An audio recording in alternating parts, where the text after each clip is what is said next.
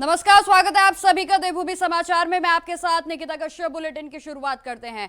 उत्तराखंड के बहुचर्चित अंकिता भंडारी हत्याकांड में एक बार फिर से अहम मोड़ सामने आया है। बता दें कि मामले से जुड़े कथित वीआईपी नामों और वायरल ऑडियो रिकॉर्डिंग्स के बाद अब चर्चाओं में आई अभिनेत्री उर्मिला सनावर आज हरिद्वार के रोशनाबाद स्थित न्यायालय पहुंची और जहां आपको बताते चलें कि उर्मिला सनावर ने जांच से जुड़े हुए अपने मोबाइल फोन को न्यायालय के समक्ष विधिवत रूप से जमा कराया है। जानकारी के अनुसार यह वही मोबाइल है जिसमें अंकिता भंडारी हत्याकांड से जुड़े अहम साक्ष्यों और ऑडियो रिकॉर्डिंग मौजूद होने का दावा उनकी ओर से किया जा रहा था और जहां इससे पहले इस प्रकरण को लेकर बहादुराबाद थाने में मुकदमा दर्ज किया गया था और जिसके बाद आपको बता दें कि एसआईटी के द्वारा उर्मिला सनावर से पूछताछ भी की जा चुकी है। तो वहीं आज रोशनाबाद कोर्ट में उर्मिला सनावर ने अपने सहयोगी स्वामी दर्शन भारती के साथ पहुंचकर जांच के मद्देनजर मोबाइल फोन कोर्ट के सुपुर्द कर दिया है और जहां गौरतलब हो कि मुख्यमंत्री पुष्कर सिंह धामी ने पहले ही इस मामले में सीबीआई जांच के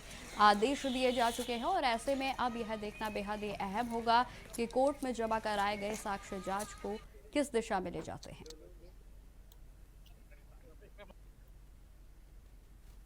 तो ये था कि जो मेन डिवाइस है जिसमें वो रिकॉर्डिंग थी, तो वो रिकॉर्डिंग जिसमें हमने रिकॉर्ड की थी, वो जो मेन डिवाइस थी वो मेन साक्ष्य है जो कोर्ट में जमा होना है और दूसरा हमारा वॉइस सैंपल है।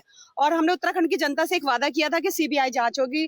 तो मैं तो माननीय मुख्यमंत्री जी का धन्यवाद अदा करना चाहूंगी कि उन्होंने सीबीआई जांच के ऑर्डर दे दिए और जो भी इसमें हिडन है, क्योंकि अभी अंकिता भंडारी के लिए ये आधा अधूरा न्याय हुआ है और अब ये पूरा न्याय होगा जब उस वीआईपी का नाम पूरे उत्तराखंड की जनता के सामने आएगा, तब उस दिन उसकी आत्मा को शांति मिलेगी जो पंच तत्वों में बेटी विलीन हो चुकी है। और मेरे ख्याल से इस तरह की आवाज मैं मुंबई होके और यहाँ मेरे कैसे मुझे खुद भी नहीं पता कि एक बेटी का किस तरह से मेरे साथ तार जुड़ा। मैं तो यही कहती हूँ कि उस बेटी के साथ न्याय हो और उत्तराखंड की जनता जैसे हमें प्यार दे रही है, दिलों में उन्होंने हमें अपनी जगह दी है और ऐसे आगे भी मतलब हमारे पर विश्वास जमा के रखेगी। आज जो है उर्मिला सनावर को जो मेन डिवाइस है उसकी, जिस डिवाइस पर उत्तराखंड में एक भूचाल आया और उत्तराखंड की महान जनता ने सीबीआई जांच की मांग की और उत्तराखंड सरकार ने सीबीआई जांच की संस्तुति की, उस डिवाइस को आज माननीय कोर्ट में जमा करने आई है और अपनी वॉइस सैंपलिंग भी देगी। और यही कार्य है आज का। मेरी जिम्मेदारी आज मुक्त हो गई उत्तराखंड के लोगों। मैंने यहाँ कोर्ट तक की मेरी जिम्मेदारी थी उस लड़की को लाने की, सुरक्षा देने की, वो मैंने किया और सब पत्रकार बंधु अब आपके सामने जो भी होगा। पहले एसआईटी से भी पूछताछ, क्योंकि एसआईटी ने मना कर दिया था डिवाइस के लिए, क्योंकि इस लड़की ने ये कहा था उस समय एसआईटी के लिए कि मैं ये डिवाइस कोर्ट में जमा करूंगी। अब जब उसने कह दिया मैं कोर्ट में जमा करूंगी तो कोर्ट में ही होगा। वो पिछले 2 दिन से डिले किया जा रहा था, नहीं कोर्ट का टाइम नहीं मिल पाया था, ये तो कोर्ट में होता। आज कोर्ट डेट देगा, कल देगा, परसों देगा, इस तरह से डिले हुआ हो। मोबाइल है, इसके अलावा भी कुछ नहीं, सब मोबाइल है उसका। जो भी है आवाज है तो मोबाइल में होगा और क्या होगा उसमें। अब खबर देहरादून से है जहां किसान सुखवंत सिंह आत्महत्या प्रकरण को लेकर कांग्रेस पार्टी ने पुलिस मुख्यालय का घेराव कर जोरदार प्रदर्शन किया है। आपको बता दें कि सैकड़ों की संख्या में जुटे कांग्रेस के कार्यकर्ताओं ने सरकार और प्रशासन के खिलाफ जमकर नारेबाजी की और जहां प्रदर्शन का नेतृत्व प्रदेश के कांग्रेस अध्यक्ष गणेश गोदियाल ने किया। जानकारी देते चले कि कांग्रेस ने इस मामले में निष्पक्ष और उच्च स्तरीय जांच की मांग करते हुए जिम्मेदार अधिकारियों पर सख्त कार्रवाई की मांग उठाई है। जहां प्रदर्शन के दौरान हमारे संवाददाता हितेश त्यागी से बातचीत में प्रदेश कांग्रेस अध्यक्ष गणेश गोदियाल ने कहा है कि किसान सुखवंत सिंह की आत्महत्या प्रशासनिक दबाव का बेहद ही बड़ा जो परिणाम है वो है और उन्होंने यह भी स्पष्ट किया है कि जब तक पीड़ित परिवार को न्याय नहीं मिलता कांग्रेस पार्टी अपना आंदोलन लगातार जारी रखेगी। उत्तराखंड कांग्रेस लगातार सड़कों पर आंदोलन कर रही है, तो वहीं सुखवंत सिंह मामले को लेकर एक बार फिर पुलिस मुख्यालय का घेराव कांग्रेस कर रही है। गणेश गोदियाल जी के नेतृत्व में यह धरना प्रदर्शन चल रहा है। अध्यक्ष जी किस तरीके से देखते हैं आंदोलन चल रहा है आपका? ये जिस प्रकार से कानून व्यवस्था हर स्तर पर सरकार पूरी तरह फेल हुई है और एक व्यक्ति, कितना दुर्भाग्य की बात है कि उस व्यक्ति ने 70 अधिकारियों को, इस प्रदेश के 70 वरिष्ठ अधिकारियों को ये पत्र लिखा। बेहड़ जी ये उस पत्र को लेके इस न्याय के लिए जगह जगह घूम रहे हैं। ये पत्र उस व्यक्ति ने लिखा और उस व्यक्ति ने पूरी आपबीती लिखी हुई है कि किस प्रकार इस एसएसपी ने उसको क्या क्या शब्दों से प्रताड़ित किया और अंत में उसको आत्महत्या करनी पड़ी। और अफसोस की बात यह है कि ये प्रदेश की हमारी सरकार, धामी सरकार और मुख्यमंत्री धामी जी उसको बचाने में लगे हुए हैं, अपराधियों को बचाने में लगे हैं। अंकिता भंडारी प्रकरण में अपराधियों को बचाने में लगे हैं, इस प्रकरण में अधिकारियों को बचाने में लगे हैं।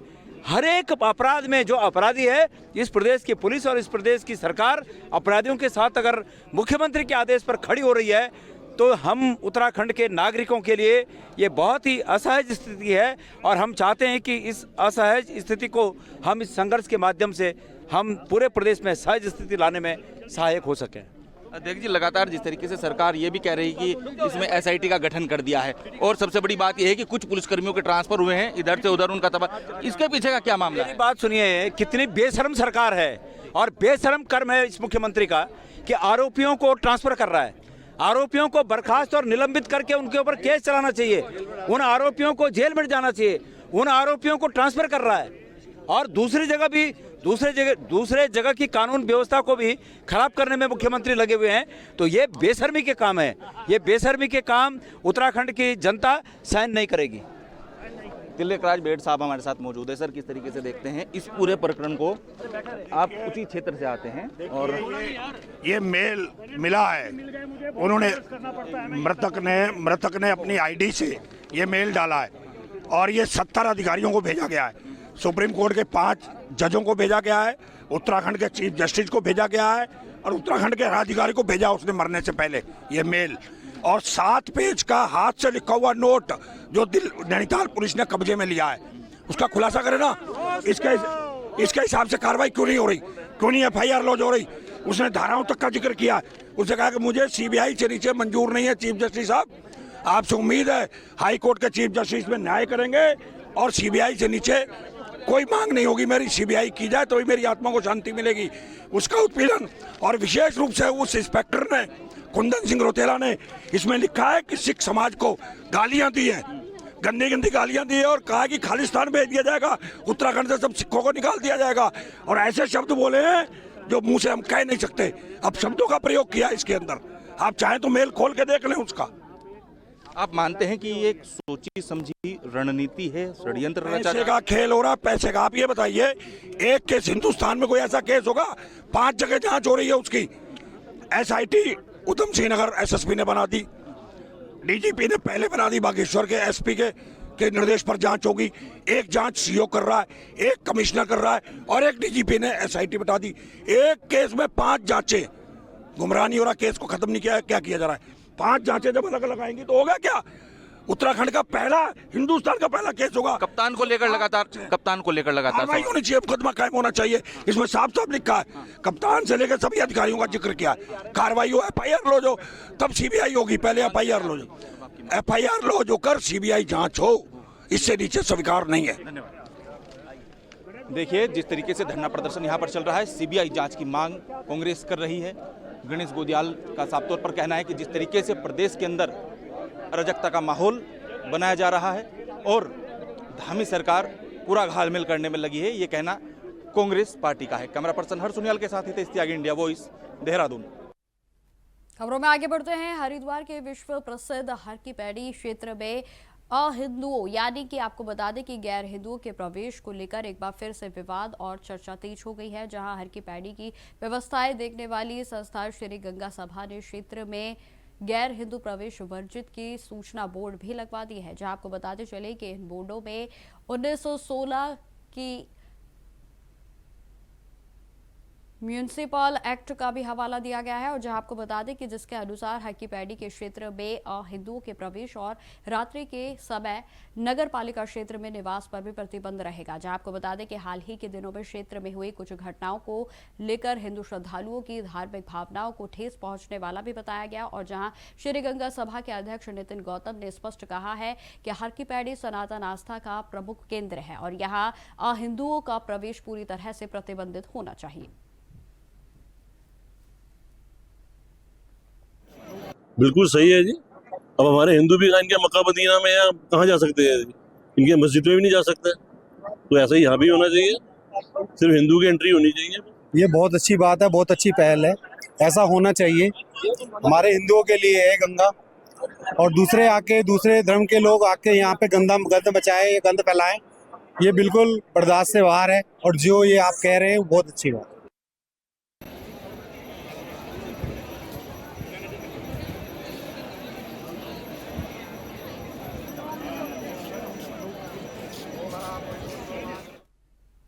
खबरों में आगे बढ़ते हैं। अब खबर उत्तरकाशी जनपद से है, जहां यमुना घाटी में यमुनोत्री हाईवे पर स्थित सियाना चट्टी में आपदा पीड़ित ग्रामीणों ने धरना प्रदर्शन शुरू कर दिया है। बताते चले कि बीते वर्ष अगस्त माह में यहां बनी अस्थायी झील के कारण सियाना चट्टी क्षेत्र के कई होटल और स्थानीय लोगों के घर जलमग्न हो गए थे, और जहां झील का पानी आपदा प्रभावित क्षेत्रों में होटल्स और जो भी आवासीय भवन हैं उनके भीतर पहुंच गए, और जिससे कि लोगों को भारी नुकसान भी उठाना पड़ा। तो वही जानकारी देते चले कि पीड़ित परिवारों का कहना है कि 1 साल बीतने के बावजूद अब तक स्थायी समाधान नहीं निकल पाया है, और जहां ग्रामीणों ने सुरक्षा की दृष्टि से भी यमुना नदी के किनारे ठोस निर्माण कराए जाने की मांग उठाई है, ताकि भविष्य में इस तरह की आपदाओं से बचा जा सके। तो वही प्रदर्शन कर रहे लोगों ने चेतावनी दी है कि यदि उनकी मांगों पर जल्द ही कार्रवाई नहीं होती तो आंदोलन को और भी तेज किया जाएगा।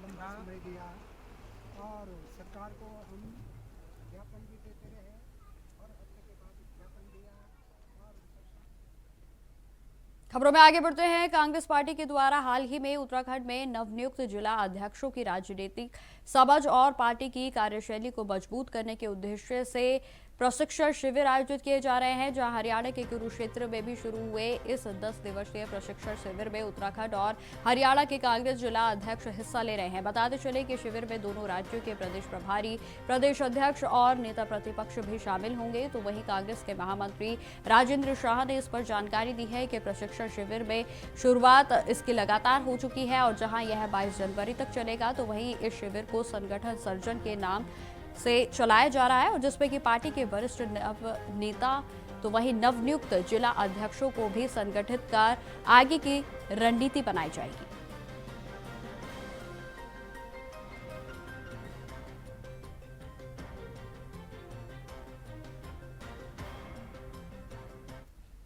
जिस तरह से जो संगठन सृजन का कार्यक्रम हमारा पूरे 27 ब्लॉकों में जिलों में यहाँ चला था उत्तराखंड में, और आज हरियाणा में जो हमारा प्रशिक्षण शिविर चल रहा है, उस प्रशिक्षण शिविर में जो हमारे अध्यक्ष लोग तमाम लोग वहाँ शामिल हैं, चाहे महानगर अध्यक्ष हो चाहे जिला अध्यक्ष हो, उन तमाम लोगों को वहाँ पर ट्रेनिंग दी जा रही है। और मैं समझता हूँ आने वाले कल में जब वो अपने क्षेत्रों में लौटेंगे तो वहाँ से जो सीख कर आएंगे उसको धरातल पर इस तरह का काम जो पिछले मैं समझता हूँ 25 सालों में नहीं हुआ, इस बार धरातल पर हम वो काम करेंगे और भाजपा को दिखाने का काम करेंगे कि जो लगातार आप पिछले कई सालों से जो बूथ स्तर पर जो गड़बड़ियां आप करते रहे, वो गड़बड़ियां इस बार आप नहीं कर पाएंगे, और मुंह की खाने के लिए आप तैयार रहिए।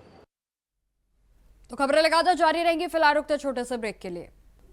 तो ब्रेक के बाद एक बार फिर से स्वागत है आप सभी का। बढ़ते खबरों की ओर और इस वक्त की बड़ी खबर का रुख करते हैं, जो कि हरिद्वार से सामने आ रही है। आपको बताते चले कि हरिद्वार में विजिलेंस की बड़ी कार्रवाई की गई है, और जहां डीएसओ समेत 2 लोग रिश्वत लेते हुए गिरफ्तार किए गए। आपको बता दें कि आरोपियों से 50,000 रुपए की रिश्वत बरामद की गई, और जहां आगे की पूछताछ और कार्रवाई भी जारी है। तो उस वक्त की बड़ी खबर आपको बता दें कि हरिद्वार में विजिलेंस की टीम ने बड़ी कार्रवाई की है, और जहां कार्रवाई करते हुए डीएसओ समेत 2 लोगों को रिश्वत लेते हुए रंगे हाथों गिरफ्तार किया गया, और जहां आरोपियों को 50,000 रुपए की रिश्वत लेते हुए समय पर पकड़ लिया गया है। तो वहीं आपको यह भी जानकारी दे दे, जो कि भ्रष्टाचार के खिलाफ प्रशासन की सक्रियता को दर्शाता है। तो वहीं विजिलेंस की टीम ने मामले में आगे की पूछताछ भी शुरू कर दी है, और कानूनी कार्रवाई भी लगातार जारी है। तो वहीं अधिकारियों ने साफ किया है कि इस तरह की अवैध गतिविधियों को बर्दाश्त नहीं किया जाएगा, और भ्रष्टाचार रोकने के लिए सख्त से सख्त कदम उठाए जाएंगे।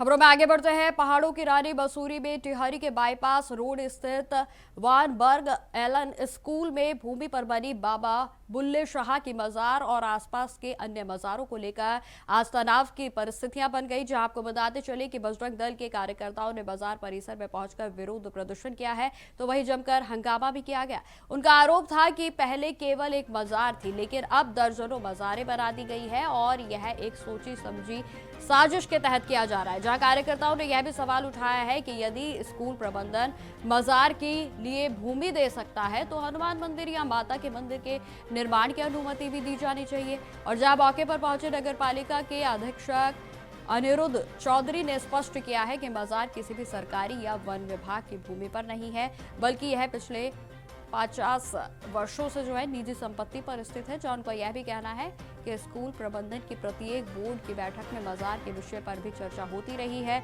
और सभी तथ्यों की जानकारी शासन प्रशासन तक भी भेजी जाएगी।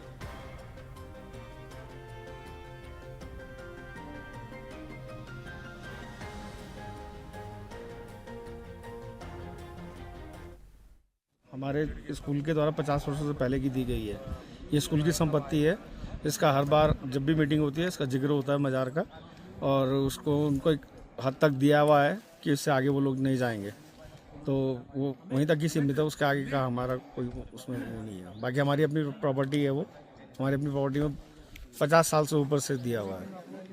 सोशल मीडिया पे जो ये चल रहा है कि ये वन विभाग का है, ये सर वन विभाग का तो नहीं है, हमारे तो स्कूल का प्रॉपर्टी है। वन विभाग की कोई प्रॉपर्टी नहीं है, स्कूल की एक प्रॉपर्टी में आता है। ये प्रॉपर तरीके से दे रखा ना एलन स्कूल ने, बिल्कुल, कोई आपत्ति नहीं है मतलब नहीं, हमें कोई आपत्ति नहीं है। के द्वारा दिए गए निर्देशों क्रम में अभी सोशल मीडिया पर एक वीडियो अपलोड हुआ था जिसमें जो एलन स्कूल में एक बुल्ले शाह मज़ार है उसकी स्थिति देखने के लिए तो नगर पालिका और राजस्व विभाग से हमारे एनटी साहब, वन विभाग से भी आए थे, जिसमें भी हमारा सर्वेक्षण किया गया है इसका। साथ ही साथ में एलन स्कूल के प्रतिनिधि भी थे, उनके द्वारा अवगत कराया गया है कि जो मज़ार है जो उन्हीं की संपत्ति पर अवस्थित है और उनको समय समय पर उनके बोर्ड के द्वारा, एलन स्कूल के बोर्ड के द्वारा इसे दी गई है ज़मीन, ये कहा गया उनके द्वारा। 7-8 साल पहले एक बार यहाँ जरूर आया था, तब मैंने यहाँ पे सिर्फ एक ही मज़ार देखी थी, ये जो यहाँ पे मज़ार है। उसके बाद यहाँ पे फिर दूसरी मज़ार बनी, फिर ये जो पर एक और बड़ी मज़ार है वो बनी है। फिर अभी परसों आए तो यहाँ पे देखे तो ये 7-8 मज़ारें और बन चुकी है। अभी बढ़ते बढ़ते आप खुद देखिए, अगर इस पर शासन प्रशासन कुछ ना करे तो ज़्यादा से ज़्यादा 15-20, कल के दिन आप इधर चल जाओ अंडा खेत और क्या कहते हैं दला हिल चले जाइए, आप क्या कहते हैं बालूगंज जो क्या कहते हैं हो गया आपका किंगरेज चल जाइए, वहाँ पे देखिए आप नई नई मज़ारें हर जगह बनने में लगी है। ठीक है, और हम अब शासन प्रशासन से ये मांग करना चाहते हैं कि क्या कहते हैं जल्द से जल्द इस कार्रवाई को रोका जाए और ये जो है इसे बंद किया जाए। अब खबर देहरादून से है, जहां सैनिक कल्याण मंत्री गणेश जोशी से उपनल के कर्मचारी महासंघ के पदाधिकारियों ने उनके कैंप कार्यालय पर भेंट की और जहां इस दौरान महासंघ ने 10 वर्ष की निरंतर सेवा पूर्ण करने वाले उपनल के कर्मचारियों को समान कार्य समान वेतन का लाभ दिए जाने पर मंत्री का आभार व्यक्त किया है।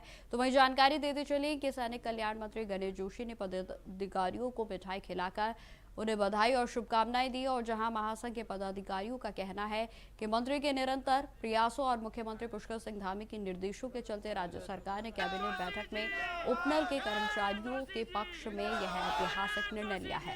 सैनिक कल्याण मंत्री गणेश जोशी ने मुख्यमंत्री पुष्कर सिंह धामी और कैबिनेट के सभी सहभागियों का आभार जताते हुए कहा कि राज्य सरकार कर्मचारी हितों को सर्वोच्च प्राथमिकता देती है।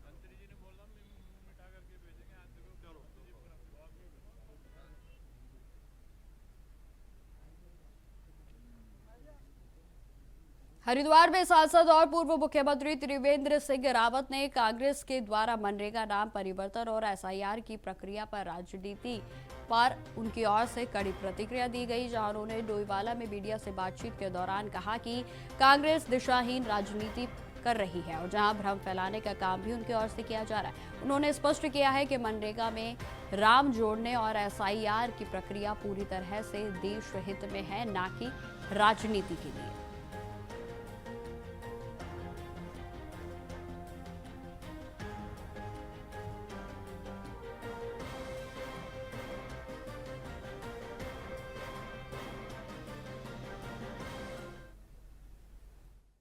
मेरे साथ इस बुलेटिन में इतना ही। देश दुनिया की तमाम खबरों की जानकारी के लिए बने रहे हमारे साथ। नमस्कार।